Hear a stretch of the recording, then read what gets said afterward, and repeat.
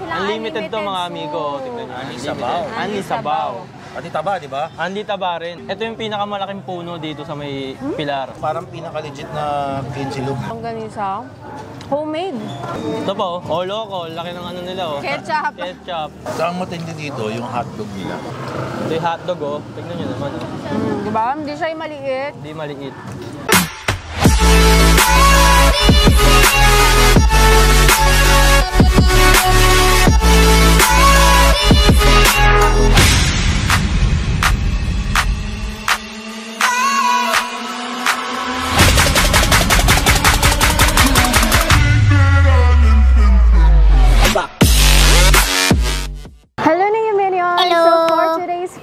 Andito ngayon tayo sa may Pilar Street, Tondo, Manila. At nandito tayo ngayon sa O Loco. Ayan, para kumain ng unlimited. Ay, unlimited. Ano ba yan? Mali pa masasabi ko. Dahil dito guys, merong bago nagte-trending na 10 pesos na ulam at 5 pesos na fried rice. Kaya tara, kain na tayo.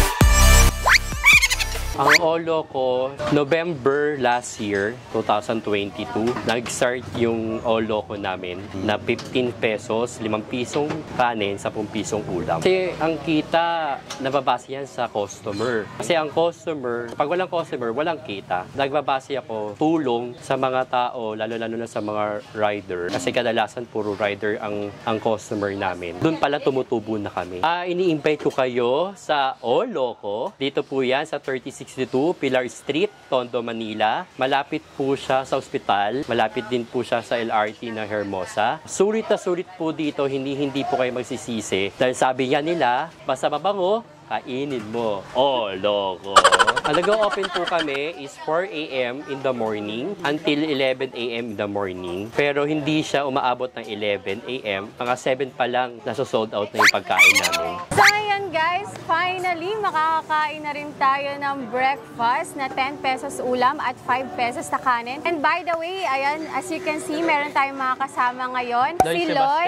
May YouTube channel ka ba? Wala pa po. Facebook and TikTok lang po. Ayan, so follow niyo siya sa Facebook and TikTok niya. Ayan, Loy Sebastian. And of course, si Manuel Olazo. Ayan, so subscribe or follow na kayo sa mga page nila. So ngayon guys, ayan na nga. In-order na namin lahat. Lahat ng available, yes, no? Lahat ng available for today's video. Ayan, meron tayong hotdog, bologna, ham, bacon, ano pa ba? Longganisa, may chicken longganisa din, siomai. Ayan, may meatloaf din. Gusto mo ba itlog? Itlog. Ayaw mo itlog din. Oo nga, hindi, okay lang. May itlog din sila dito at syempre yung kanilang fried rice. Saka yung unlimited ano nila, soup. Oo nga pala, meron silang Unlimited to mga soup. amigo. Tignan nyo. Anli sabaw. Anli sabaw. Pati taba, di ba? Anli taba rin. Oo, anli taba. Kaso ubusan lang talaga sa taba. Mabilisan. Mabilisan lang. Madami may gusto na taba. Kain na So tayo. yes, kain na tayo. Kain Sarap na pag tayo. breakfast. Tapos guys, dito pag kumain kayo dito, hindi kayo maaarawan. Doon may araw siya, pero kasi nasa lilim tayo ng puno. Ito yung pinakamalaking puno dito sa may pilar. Ayun, Talaga? oh. Sakto, Pag nandun ka sa Hermosa, kung hinahanap nyo to, tumingin lang kayo may pinakamalaking puno, makikita nyo agad to. Sobrang laki kasi niyan talaga. Nice. Ayun yung Para sa landmark akin, yan, ito malaking yung puno. parang pinaka-legit na kinsilog. Oh, meron na kami nakainan na iba na ganito din, kinsilog. Pero ito, in fairness hindi siya yung puro harina yung malalasa mo. Quality. Quality lahat. Hindi, tsaka yung longganisa nila, ayan o, longganisa. Homemade. Hindi na lang na bigyan tayong tip ni Loy. Na dito eh. Siya naka-discover nito guys Si eh. Loy. Pero masarap to, na-try mo with suka. Masarap yung longganisa Mas masarap nila with with suka suka. ito. Ayun nga, yung suka tsaka ketchup. Mas masarap siya pag may May suka. condiments din sila dito kung naghahanap kayo ng suka sa longganisa nyo. Mas masarap siya. Oo nga. Hawa?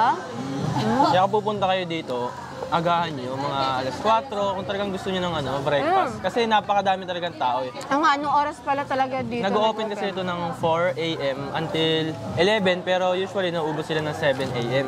Pero alas 2 pa lang talagang may pumipila na dito. Ha? Alas 2? Alas 2 pa lang talaga, mahaba na Grabe, yung 2 pila niya. o'clock. May naman, puro lasing yung pupunta. Oo, mga lasing, mga kasabayan natin. Oh, ito pa oh, loko, laki ng nila oh. Ketchup. Ketchup. Yun ang pangalan, loko. Loko. Ay, bacon. Casually,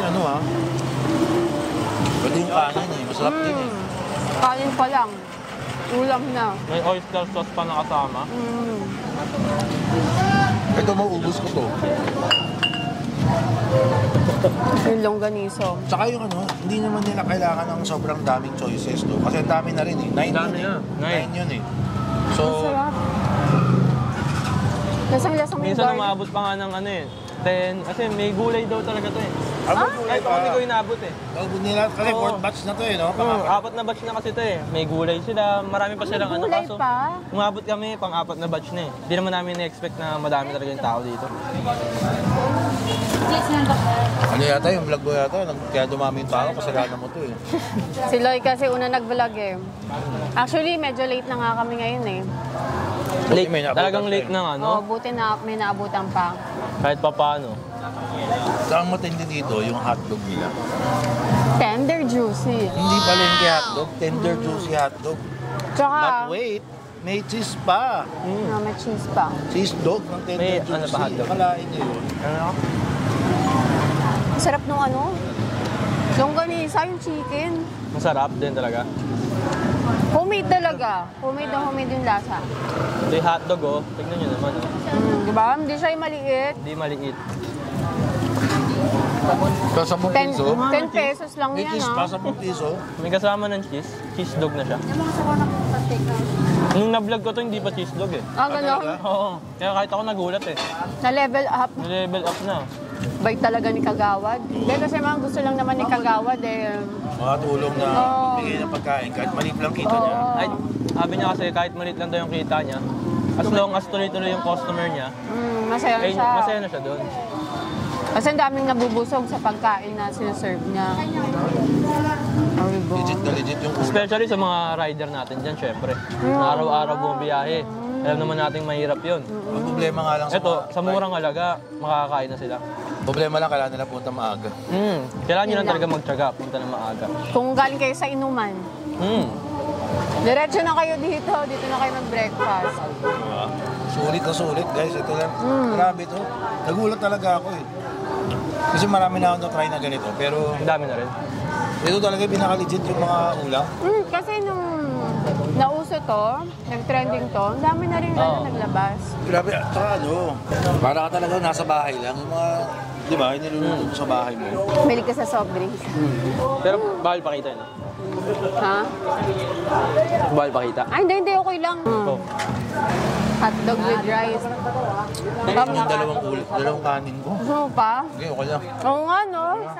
Isipin nyo kung makaka-4 na kanin kayo sa ibang kainan. Dito, 4 na kanin nyo, 20 pesos lang. Oo. Fried rice pa yun. Di ba? 20 pesos. Eh, kay Rendon. 50. 100 pesos. Oh, Baksak peso ay, nagbaksak nga. Pero dati 100 pesos yung kanin niya. O dito 100 pesos, may ulam ka na.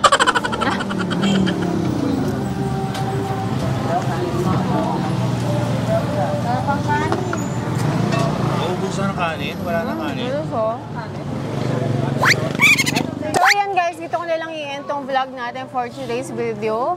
And sana nag-enjoy kayo sa mukbang namin. So again guys, sa mga gustong mag-breakfast ng napakaaga, ay kung malapit kayo dito sa area. Again, located siya dito sa may Pilar Street, Tondo, Manila. Ayan, sa mga kakagaling lang sa inuman or maagang gumigising at gustong kumain ng breakfast, ayan, meron dito sa may Pilar Street na 10 pesos ulam at 5 pesos na kanin. Talagang mabubusog talaga kayo at may unlimited sabaw pa, o diba? So sa mga hindi pa nakapag-subscribe sa mga channel or page nila, ayan, again, Loy Sebastian and Manuel Olazo, ayan, follow nyo na sila.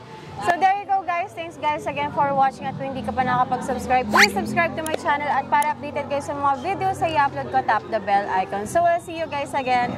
Bye!